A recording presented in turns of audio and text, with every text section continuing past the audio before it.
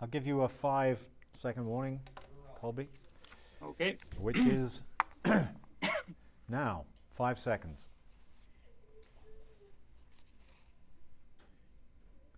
Comic books and graphic novels are making their way into classrooms and curricula around the country. Kolby Solinsky is here with the Education Beat in London. Kolby, tell us a little bit more about this. How are comic books being used in classrooms, and are they supposed to replace textbooks? No, they're not being used to replace textbooks. They're being used in history classes, English classes, poli-sci classes, and stuff like that. And they're not really comic books, they're more like a graphic novel.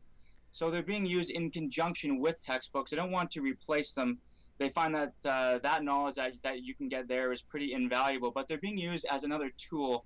I spoke to Professor Alan McEachern, who teaches history here at Western, and he told me that he doesn't use it really to teach the actual history, but he uses them more to kind of engage students and to get them more interested in their subject. So he uses a graphic novel about Louis Riel and the Métis movement, and instead of using it to actually teach about Louis Riel, he uses it more just to kind of illuminate it and get them more into their subject matter.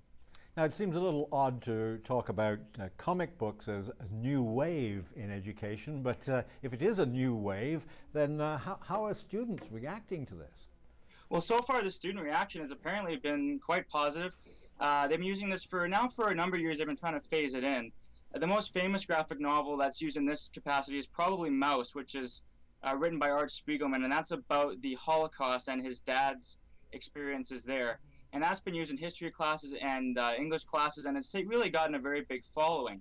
And so other books like the Louis Riel book, those are apparently having a very big following, and students are really enjoying them, and they've been treated a lot like film is treated in classes.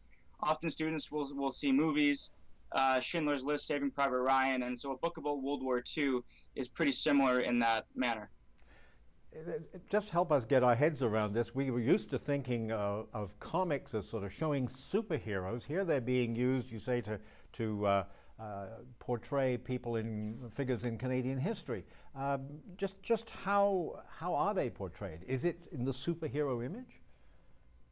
Not yet, no, at least not. There will be one coming out about Frederick Banting, but he won't be played as superhero, so he won't be Insulin Man or something like that. But there are other ones, the Louis Riel book, like I've mentioned a couple times, and Mouse.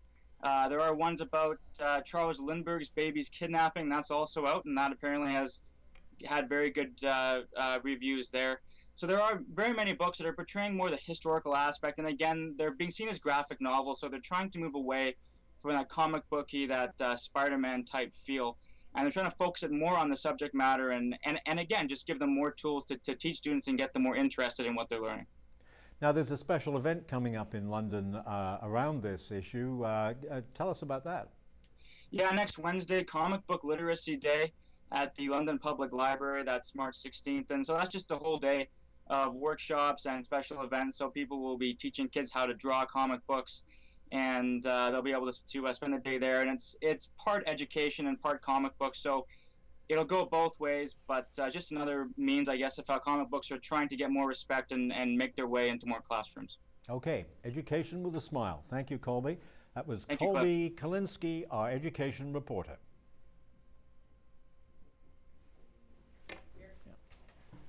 Okay? Okay. Pretty good.